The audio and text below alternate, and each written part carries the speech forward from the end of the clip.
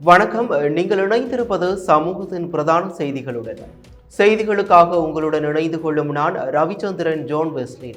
பிரதான செய்திகளுக்குள் செல்வதற்கு முன்னர் முதலில் தலைப்புச் செய்திகள். நுழம்பு பெருகும் இடங்களை அறிவிக்க தொலைபேசி இலக்கம் அறிமுகம். முன்மொழியப்பட்ட பஸ் கட்டண திருத்தம் முரண்பாடானது, தனியார் பஸ் உரிமையாளர்கள் குற்றச்சாட்டு. பிள்ளைகளை தொழில்நுட்ப அறிவுடன் மாற்ற புதிய கல்விச் சீர்திருத்தம், அரசு நடவடிக்கை. ராணுவ வீரர்கள் பெற்ற பதக்கங்களை இரும்பு துண்டுகள் என்று கூறுவது வெட்கக்கேடானது, நாமல் ராஜபக்ஷ காட்டம். கும்பல் விலத்தியான மையத்திற்கு அருகிலுள்ள வனப்பகுதியில் தீ விபத்து. நெடுந்தீவுக்கு 1000 மில்லியன் ரூபாய் மெகா அபிவிருத்தி திட்டங்கள், முதன்முறையாக எரிபொருள் நிலையம். விபத்துக்களை தடுக்க தேசிய நடவடிக்கை, நாளை முதல் 10 வரையில் விழிப்புணர்வு வாரம். சாய்ந்த மரத்தில் திரைப்பட பாணியில் துரத்தல், காரில் தப்பியோடிய கும்பல் சிக்கியது. ஈக்கள் மொய்க்கும் சூழலில் உணவு தயாரிப்பு, மன்னாரில் உணவகம் மீது நடவடிக்கை. எல்னினோ தாக்கம், அடுத்த மாதம் நாடு முழுவதும் வறட்சியான காலநிலை, புதுப்பிக்கப்பட்ட முன் அறிவிப்புகள் விரைவில். இரத்த கலரையான பிறந்தநாள் விழா, வாக்குவாதம் முற்றி சகோதரன் வெட்டி கொலை. அவை எமது தலைப்புச் செய்திகள். இனி தொடர்பென விரிவான செய்திகள். பொதுமக்கள் தங்களது பகுதிகளில் டெங்கு நுழம்புகள் பெருகும் இடங்களை அடையாளம் கண்டு அறிவிப்பதற்கு வசதியாக தொலைபேசி இலக்கம் ஒன்று அறிமுகப்படுத்தப்பட்டுள்ளது. அவ்வாறான இடங்களை பொதுமக்கள் அடையாளம் கண்டால் அது தொடர்பில் டெங்கு நிவாரண மையத்தை தொடர்பு கொண்டு அறிவிக்குமாறு கிளீன் ஸ்ரீலங்கா வேலை திட்டத்தின் மேலதிக செயலாளர் வலியுறுத்தியுள்ளார். அதற்கமைய டெங்கு நிவாரண மையத்தின் அவசர தொலைபேசி இலக்கத்திற்கு, அதாவது 0117966366 என்ற இலக்கத்திற்கு அழைப்பினை ஏற்படுத்தி அறிவிக்க முடியும். டெங்கு பரவலை கட்டுப்படுத்துவதற்காக ஜனாதிபதி செயலகத்தின் வழிகாட்டலில் கிளீன் ஸ்ரீலங்கா செயலகம், சுகாதார அமைச்சு, பாதுகாப்பு அமைச்சு, முப்படைகள் மற்றும் போலீசார், ஊடக அமைச்சு ஆகியன இணைந்து முன்னெடுக்கும் வேலை திட்டம் குறித்த கலந்துரையாடல் ஒன்று ஜனாதிபதி செயலாளரின் தலைமையில் இன்று இடம்பெற்றது. தற்போது டெங்கு பரவலை கட்டுப்படுத்துவதற்காக மேற்கொள்ளப்பட்டுள்ள நடவடிக்கைகள் மற்றும் எதிர்காலத்தில் முன்னெடுக்கப்படவுள்ள நடவடிக்கைகள் குறித்து இங்கு கவனம் செலுத்தப்பட்டுள்ளமை குறிப்பிடத்தக்கது.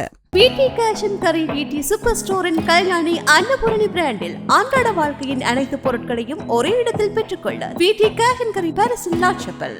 நாட்டில் டெங்கு நோயாளர்களின் எண்ணிக்கை அதிகரித்து வருவதை தொடர்ந்து முன்னெச்சரிக்கை நடவடிக்கையாக கிளீன் ஸ்ரீலங்கா வேலை திட்டத்தின் கீழ் பாரிய டெங்கு ஒழிப்பு சிரமதான பணியொன்று மூதூரில் இன்று நடைபெற்றது. மூதூர் மற்றும் தோப்பூர் போலீஸ் நிலையங்களில் பொறுப்பதிகாரிகளின் நேரடி வழிகாட்டலின் கீழ் இந்த நடவடிக்கை முன்னெடுக்கப்பட்டது. இதில் மூதூர் போலீஸ் நிலைய அதிகாரிகள், உத்தியோகத்தர்கள் மற்றும் சிவில் பாதுகாப்பு உத்தியோகத்தர்கள் என்று பலரும் கலந்து கொண்டு பொது இடங்களை துப்புரவு செய்தனர். இதன்போது மூதூர் போலீஸ் நிலையத்திலிருந்து மூதூர் நீதிமன்றம் வரையிலான பிரதான வீதியின் இரு மரங்கிலும் உள்ள பகுதிகள் மற்றும் வடிகான்கள் அனைத்தும் முழுமையாக துப்புரவு செய்யப்பட்டன. டெங்கு நுழம்புகள் பெருகும் வாய்ப்புகள் உள்ள இடங்கள் துப்புரவு செய்யப்பட்டதை தொடர்ந்து இந்த பகுதி டெங்கு அற்ற பகுதியாக பிரகடனப்படுத்தப்பட்டது. முன்மொழியப்பட்டுள்ள வருடாந்த பஸ் கட்டண திருத்தம் முரண்பாடானதாக உள்ளது என தனியார் பஸ் உரிமையாளர்கள் சங்கம் தெரிவித்துள்ளது. அந்த சங்கத்தின் தலைவர் கெமன விஜயரட்ன கருத்து வெளியிடுகையில், கட்டணங்களை ஒழுங்குபடுத்துவதில் அரசாங்கம் வேண்டுமென்றே தவிர்த்துள்ளதாக குற்றம் சாட்டினார். நாட்டில் தற்போது 10,000க்கும் மேற்பட்ட குறுகிய தூர பஸ் சேவைகளும் சுமார் 3,000 நீண்ட தூர பஸ் சேவைகளும் இயக்கப்படுவதாக அவர் தெரிவித்தார். இந்த இரு சேவைகளுக்கும் வெவ்வேறு கட்டண முறைகள் அறிவிக்கப்பட்டுள்ளதால் பொதுமக்கள் கடும் அசௌகரியங்களுக்கு உள்ளாக நேரிடும் என்று அவர் சுட்டிக்காட்டியுள்ளார். மேலும் எதிர்காலத்தில் டீசல் உள்ளிட்ட எரிபொருள் விலைகள் குறைந்தால் கூட குறுகிய தூர சேவைகளுக்கு வழங்கப்பட்டுள்ள 12% கட்டண திருத்தம் மீள பரிசீலிக்கப்படுமா என்ற கேள்வி எழுவதாகவும் அவர் குறிப்பிட்டார். இதனால் எரிபொருள் விலை குறைந்தாலும் குறுகிய தூர பஸ் கட்டணங்களை குறைப்பது சாத்தியமற்ற நிலை உருவாகலாம் என்றும் எச்சரித்தார். இதற்கிடையில் வருடாந்த பஸ் கட்டண திருத்தத்தின் கீழ் நீண்ட தூர சேவைகளுக்கு 20% கட்டண உயர்வு வழங்க தேசிய போக்குவரத்து ஆணைக்குழு நடவடிக்கை எடுத்துள்ளது. இந்நிலைமை காரணமாக எதிர்காலத்தில் பஸ் போக்குவரத்துறை கடும் நெருக்கடியை எதிர்கொள்ளும் அபாயம் இருப்பதாக கெமன விஜயரட்ன தெரிவித்தார். மனனம் செய்யும் பரீட்சையை மையமாக கொண்ட கல்வி முறையிலிருந்து விடுபட்டு நடைமுறை மற்றும் திறன்கள் நிறைந்த புதிய கல்வி சீர்திருத்த செயல்முறையை நாட்டிற்கு அறிமுகப்படுத்தி வருவதாக பிரதமர் கலாநிதி கரணி அமரசூரிய தெரிவித்துள்ளார். பலாங்குடை வித்யாலோகா வித்யாலயாவில் நேற்று இடம்பெற்ற கண்காட்சியை திறந்து வைக்கும் மற்றும் 3 மாடி கட்டடத்திற்கான அடிக்கல் நாட்டும் விழாவில் கலந்து கொண்டு கருத்து தெரிவிக்கின்ற போது அவர் இதனை குறிப்பிட்டார். எதிர்வரும் 2027ஆம் ஆண்டில் நடைமுறைப்படுத்தப்படவுள்ள புதிய கல்வி சீர்திருத்தங்களுக்கான அனைத்து ஆரம்பகட்ட ஆயத்தங்களும் தற்போது மிகவும் திட்டமிட்ட முறையில் நிறைவு செய்யப்பட்டு வருவதாக அவர் வலியுறுத்தினார். பாடசாலையிலிருந்து உலகிற்கு செல்கின்ற ஒவ்வொரு பிள்ளைகளுக்கும் தங்களின் உள்ளார்ந்த திறமைகளுக்கு பொருத்தமான தொழிற்சந்தையில் அதிக தேவையை கொண்டுள்ள தொழில்முறை மற்றும் தொழில்நுட்ப பயிற்சியை வழங்குவது அரசாங்கத்தின் கட்டாய இலக்காகும். பல்கலைக்கழக கல்வியைப் போலவே தொழிற்கல்வியையும் சமனான மரியாதையையும் மதிப்பும் கொண்ட ஒரு துறையாக மாற்றுவதற்கு எதிர்பார்ப்பதாக பிரதமர் ஹரணி அமரசூரிய மேலும் தெரிவித்தார். உலகை ஆக்கப்பூர்வமாகவும் விமர்சன ரீதியாகவும் பார்க்கக்கூடிய திறமையான பிள்ளைகள் நம்மிடம் இருப்பதாகவும் அவர்களை புதிய தொழில்நுட்பம் மற்றும் அறிவுடன் மாற்றுவதற்கான நடவடிக்கை எடுத்து வருவதாகவும் அவர் மேலும் தெரிவித்தார். நாட்டுக்காக உயிரை தியாகம் செய்து இராணுவ வீரர்கள் பெற்ற வெற்றிகளையும் அவர்களின் கௌரவத்தையும் தற்போதைய அரசாங்கம் சிறுமைப்படுத்தி வருவதாக ஸ்ரீலங்கா பொதுஜன பெரமுனவின் தேசிய அமைப்பாளரும் நாடாளுமன்ற உறுப்பினருமான நாமல் ராஜபக்ஷ குற்றம் சாட்டியுள்ளார். நேற்றிரவு மாத்தறை ஹொடபல பகுதியில் இடம்பெற்ற மக்கள் சந்திப்பு ஒன்றில் கலந்து கொண்டு உரையாற்றிய அவர் இராணுவத்தினர் மற்றும் போலீசாரின் பாதுகாப்பை பெற்றுக்கொண்டு கொழும்பில் டை கோட் அணிந்து திரிகின்ற அதிகாரிகளுக்கு நமது இராணுவ வீரர்கள் பெருமையுடன் பார்க்கும் வகையில் பெற்றுக்கொண்ட பதக்கங்கள் வெறும் இரும்பு துண்டுகளாக தெரியலாம் என்று குறிப்பிட்டார். ஆனால் அந்த பதக்கங்களுக்கு பின்னால் இருப்பது மரணத்திற்கும் வாழ்விற்கும் இடைப்பட்ட ஒரு பெரும் போராட்டம் என்றும், இன்று இந்த நாட்டு மக்கள் சுதந்திரமாக மூச்சு விடுவதற்கு காரணம் அன்று போர்க்களத்தில் ரத்தம் சிந்திய எமது இராணுவ வீரர்களே ஆகும் என்றும் சுட்டிக்காட்டினார். கடந்த காலத்தில் எமது அரசாங்கம் மேற்கொண்ட கொழும்பு துறைமுக நகரம் நெலம் குழுனா அதிவேக நெடுஞ்சாலைகள் போன்ற திட்டங்களை திருட்டு திட்டங்கள் என்று அன்று விமர்சித்த ஜேவிபி இன்று அதே திட்டங்களை சர்வதேச முதலீட்டாளர்களிடம் காட்டி பெருமை பேசி வருவதாக குற்றம் சாட்டினார். தற்போதைய ஜனாதிபதி அன்றகுமார திசாநாயக்க அன்று தம்மால் எதிர்க்கப்பட்ட மஹிந்த ராஜபக்சவின் கொழும்பு துறைமுக நகரத்தையே நாட்டின் பொருளாதார மையமாக இன்று ஏற்றுக்கொண்டுள்ளதாக அவர் தெரிவித்தார். அதே நேரம் நாட்டின் தற்போதைய பொருளாதார நிலை விவசாயிகளை பெரிதும் பாதித்துள்ளதாக குறிப்பிட்ட அவர் உரமூடை ஒன்றின் விலை 15,000 முதல் 20,000 ரூபாய் வரையில் உயர்ந்துள்ளதாக அரசாங்கம் உரிய நேரத்தில் உரமானியங்களை வழங்குவதில்லை என்றும் கூறினார். உள்நாட்டு நெல் களஞ்சியங்கள் தேங்கி கிடக்கையில் அரசாங்கம் திட்டமிட்டு வெளிநாடுகளிலிருந்து அரிசி இறக்குமதி செய்து விவசாயிகளின் பொருளாதாரத்தை அளிப்பதாகவும் அவர் கவலை வெளியிட்டார். அத்துடன் கோட்டபாய ராஜபக்சவின் ஆட்சிக் காலத்தில் உலகளாவிய நெருக்கடிகள் இருந்த போதும் மக்கள் மீது அநியாயமான வரிகள் விதிக்கப்படவில்லை என்றும் அவர் தெரிவித்தார். பண்டாரவல்லையில் அமைந்துள்ள கும்பல்வெல தியான மையத்திற்கு அண்மையில் உள்ள வனப்பகுதியில் நேற்றிரவு தீ விபத்து ஏற்பட்டது. தீயை கட்டுப்படுத்தும் பணியில் எல்ல போலீசார் தீயணைப்பு படையினர் அந்த பகுதியில் வசிக்கும் பௌத்த துறவிகள் இராணுவத்தினர் மற்றும் வனத்துறை அதிகாரிகள் இணைந்து ஈடுபட்டனர். இந்த தீ விபத்தினால் யாருக்கும் எந்தவிதமான உயிர் ஆபத்தோ அல்லது காயங்களோ ஏற்படவில்லை. விகாரைக்கோ அல்லது அருகிலுள்ள குடியிருப்பு பகுதிகளுக்கோ எந்தவிதமான சொத்து சேதங்களும் ஏற்படாமல் தடுக்கப்பட்டது. எனினும் நிலவுகின்ற கடும் வறண்ட வானிலை, பலத்த காற்று மற்றும் செங்குத்தான நிலப்பரப்பு ஆகிய காரணங்களால் தீயை முழுமையாக கட்டுப்படுத்த முடியாமல் போனது. இதன் விளைவாக இன்று அதிகாலை தீ மீண்டும் கொழுந்துவிட்டு எரிய தொடங்கியுள்ளதாக தெரிவிக்கப்படுகின்றது. தீயை கட்டுப்படுத்தும் நடவடிக்கைகள் தொடர்ந்து முன்னெடுக்கப்பட்டு வருகின்றன. பாதுகாக்கப்பட்ட இந்த வனப்பகுதியில் தீ பிடித்ததற்கான உண்மையான காரணம் இதுவரையில் கண்டறியப்படவில்லை என்று எல்ல போலீசார் மேலும் தெரிவித்தனர். Blue ocean group of companies இலங்கையின் வளர்ச்சியோடு உங்கள் வாழ்க்கையையும் உயர்த்துகிறோம். வளமான நாடு அழகான வாழ்க்கை எனும் தேசிய கொள்கை முழக்கத்தின் கீழ் தேசிய மக்கள் சக்தி அரசாங்கத்தின் பன்முகப்படுத்தப்பட்ட நிதி ஒதுக்கீட்டில் நெடுந்தீவு மக்களின் நீண்டகால தேவைகளை நிறைவு செய்யும் வகையிலான பல்வேறு பிரம்மாண்ட அபிவிருத்தி திட்டங்கள் இன்று உத்தியோகபூர்வமாக ஆரம்பித்து வைக்கப்பட்டுள்ளன. போக்குவரத்து மற்றும் நெடுஞ்சாலைகள் அபிவிருத்தி அமைச்சர் பிமல் ரட்நாயக்க இந்த முக்கிய திட்டத்தை தொடக்கி வைத்தார். நெடுந்தீவின் ஒட்டுமொத்த வளர்ச்சி என்று உத்தேசமாக 1000 மில்லியன் ரூபாய் நிதி ஒதுக்கீட்டில் இந்த திட்டங்கள் தற்போது செயல்படுத்தப்பட்டு வருகின்றன. நெடுந்தீவு மக்களின் மிக முக்கிய தேவையாக கருதப்பட்ட நிரந்தர பெட்ரோல் நிரப்புகின்ற நிலையம் அமைப்பதற்காக இன்று அடிக்கல் நாட்டி வைக்கப்பட்டது. இதன் மூலமே தீவு பகுதி மக்களின் எரிபொருள் தட்டுப்பாட்டுக்கு நிரந்தர தீர்வு எட்டப்பட உள்ளது. இந்த விழாவில் உரையாற்றிய அமைச்சர் 2025 ஆண்டில் வடபகுதி வீதி மேம்பாட்டிற்கு மட்டும் 20 மில்லியன் ரூபாய் நிதி ஒதுக்கப்பட்டு பணிகள் நடந்து வருகின்றன. 2025 வடக்கின் ஒட்டுமொத்த வளர்ச்சிக்கு 13 பில்லியன் ரூபாய் ஒதுக்கீடு செய்யப்பட்டுள்ளது. 2026 ஆண்டில் இதைவிட கூடுதலான நிதி வடபகுதி அபிவிருத்திக்காக ஒதுக்கீடு செய்யப்பட்டுள்ளதாக அவர் சுட்டிக்காட்டினார். 2025 ஆண்டில் 27 வீட்டுத் திட்டங்களும் 2026 ஆண்டில் 18 புதிய வீட்டுத் திட்டங்களும் நெடுந்தீவு மக்களுக்காக கையளிக்கப்பட உள்ளன. மாவழித்துறை இறங்குதுறை பயணிகள் வசதிக்காக 17 மில்லியன் ரூபாய் செலவில் நவீன காத்திருப்பு மண்டபம் மற்றும் உணவகம் அமைக்கப்பட்டுள்ளது. வரலாற்று சிறப்புமிக்க பெருக்கு மரத்தை சூழவுள்ள பகுதியில் சுற்றுலா பயணிகளை கவரும் வகையில் 8.9 மில்லியன் ரூபாய் செலவில் விற்பனை நிலையங்கள், இருக்கைகள், மலசலக்கூடம் மற்றும் குடிநீர் வசதிகள் புனரமைக்கப்பட்டுள்ளன. ரோமன் கத்தோலிக்க பெண்கள் கல்லூரிக்கு புதிய வகுப்பறை கட்டடமும் இருதய மற்றும் சென்ட் ஜோன்ஸ் முன்பள்ளிகள் புனரமைப்புக்கு செய்யப்பட உள்ளன. அத்துடன் உதய சூரிய விளையாட்டுக் கழக மைதானமும் மேம்படுத்தப்பட உள்ளதாக அவர் மேலும் தெரிவித்தார். பொதுமக்களிடையே விபத்து தடுப்பு குறித்த விழிப்புணர்வை ஏற்படுத்துவதற்காக 11வது தேசிய விபத்து தடுப்பு வாரம் நாளை முதல் ஆரம்பமாக உள்ளது. விபத்துகள் காரணமாக வருடாந்தம் ஆயிரக்கணக்கான இலங்கையர்களின் உயிர்கள் பறிபோவதையும் லட்சக்கணக்கான மக்கள் காயங்கள் மீண்டும் ஊனமுறுவதையும் கருத்தில் கொண்டு பொதுமக்களிடையே விபத்து தடுப்பு குறித்த விழிப்புணர்வை ஏற்படுத்துவதற்காக இது பிரகடனப்படுத்தப்பட உள்ளது. இதற்கமைய நாளை முதல் எதிர்வரும் 10ஆம் தேதி வரை இந்த விபத்து தடுப்பு வாரத்தை நடைமுறைப்படுத்துவதற்கு சுகாதார அமைச்சு நடவடிக்கை எடுத்துள்ளது. நாட்டின் அரசாங்க வைத்தியசாலைகளில் தங்கி சிகிச்சை பெறும் நோயாளர்களில் கணிசமான சதவீதமானோர் அனர்த்தங்கள் காரணமாகவே சிகிச்சை பெற்று வருவதுடன் அவற்றில் தவறி விழுதல், வீதி விபத்துகள், பணியிட விபத்துகள், நீரில் மூழ்குதல் முதன்மை பெற்றுள்ளன. சுகாதார சேவைக்கு மட்டுமன்றி நாட்டின் சமூக மற்றும் பொருளாதார அபிவிருத்திக்கும் விபத்துகளினால் ஏற்படும் தாக்கத்தை குறைப்பதே இந்த வேலை திட்டத்தின் நோக்கமாகும். இந்த வேலை திட்டத்தின் ஆரம்ப விழா நாளை சுகாதார மற்றும் ஊடகத்துறை அமைச்சர் வைத்தியர் நலிந்த ஜெயதிச தலைமையில் அமைச்சின் வளாகத்தில் நடைபெறவுள்ளது. அம்பாறை மாவட்டத்தில் போதைப்பொருள் கடத்தல் கும்பலை துரத்தி சென்று கைது செய்த போலீஸ் சிறப்பு நடவடிக்கை ஒன்று பொதுமக்கள் மத்தியில் பெரும் பாராட்டை பெற்றுள்ளது.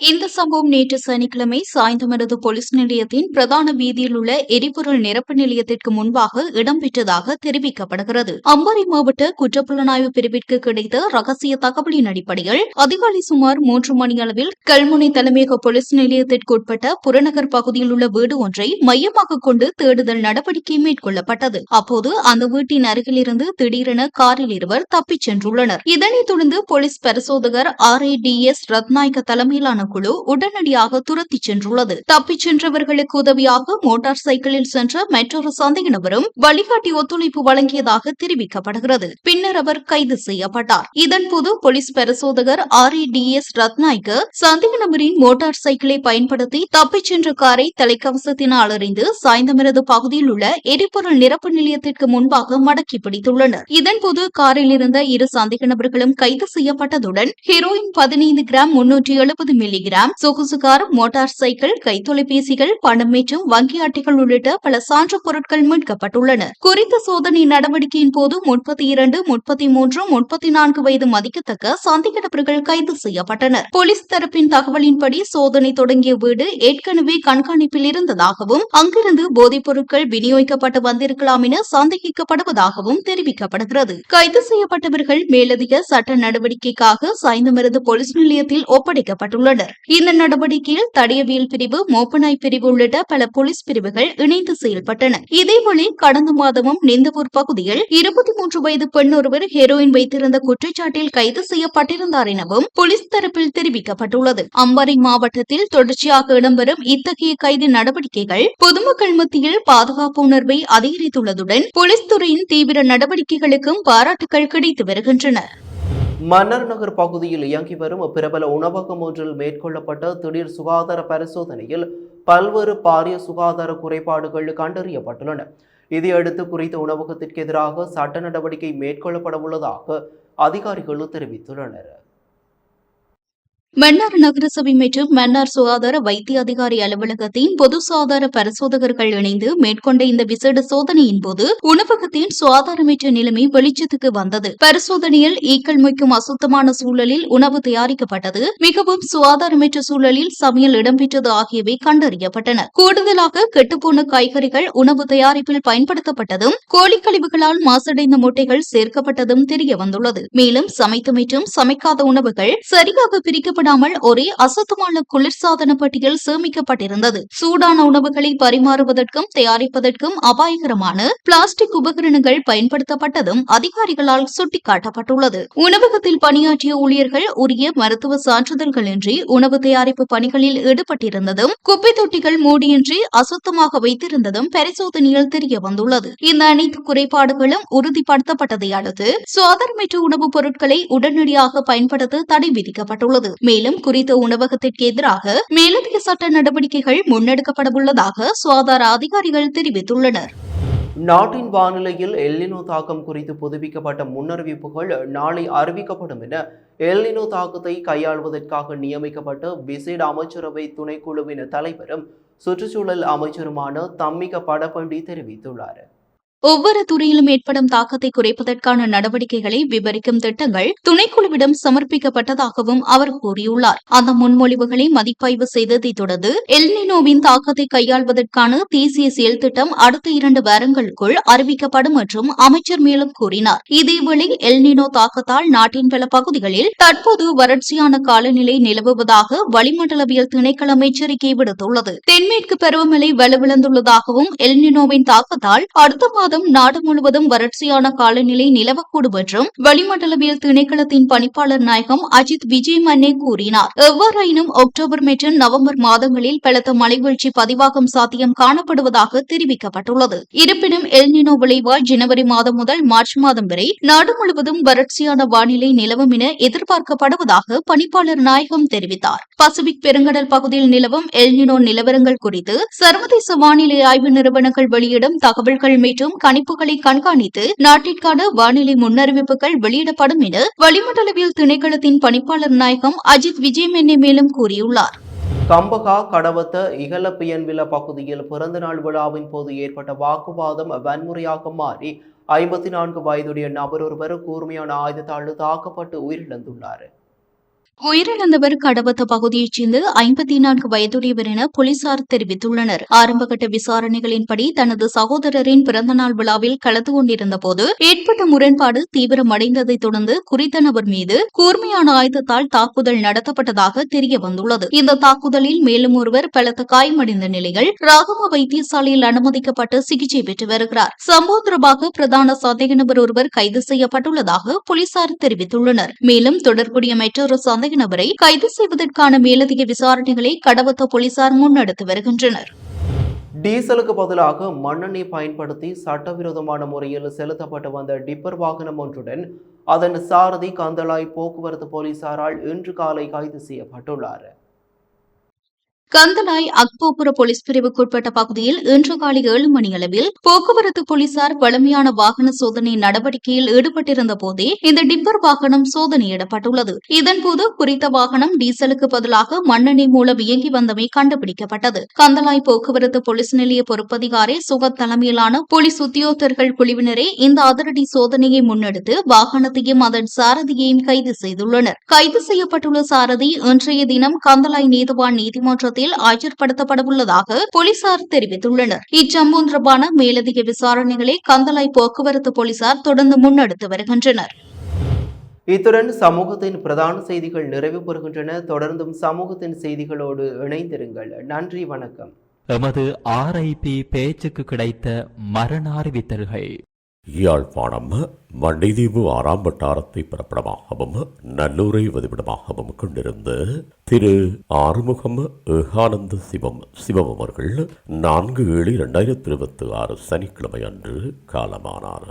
கொழும்பை பிறப்பிடமாகவும் வவுனியா, கண்ணன் கோட்டம் மற்றும் மகாரம்பைக்குளம் ஆகிய இடங்களை வாழ்விடங்களாகவும் கொண்டிருந்த திருமதி ராமசாமி தெய்வானை அவர்கள் 3/7/2026 வெள்ளிக்கிழமை அன்று காலமானார். மலேசியாவை பிறப்பிடமாகவும் பிரித்தானியாவை வதிவிடமாகவும் கொண்டிருந்த திருமதி ராணி ஜெகநாதன் அவர்கள் 28/6/2026 ஞாயிற்றுக்கிழமை அன்று காலமானார். யாழ்ப்பாணம் புன்னாலை கட்டுமனை பிறப்பிடமாகவும் பிரான்சை வதிவிடமாகவும் கொண்டிருந்த திரு குலசேகரம் சுப்பிரமணியம் அவர்கள் 1/7/2026 புதன்கிழமை அன்று காலமானார். மேலே அறிவிக்கப்பட்ட அனைத்து மரண அறிவித்தல் இறுதிக்கிரியை பற்றிய தகவல்களை அறிந்து கொள்ள ரிப் பேஜை பார்வையிடுங்கள். இதற்கான லிங்க் கீழிருக்கும் டிஸ்கிரிப்ஷனில் பார்வையிடலாம். இது போன்ற செய்திகளை தெரிந்து கொள்ள சமூகம் நியூஸ் சேனலை சப்ஸ்கிரைப் செய்து அருகில் உள்ள பெல் பட்டனை கிளிக் செய்யுங்கள். மேலும் இது போன்ற செய்திகளை உடனுக்குடன் தெரிந்து கொள்ள சமூகமீடியா.com என்ற இணையதளத்தின் வாயிலாகவும் எங்களுடன் இணைந்திருங்கள்.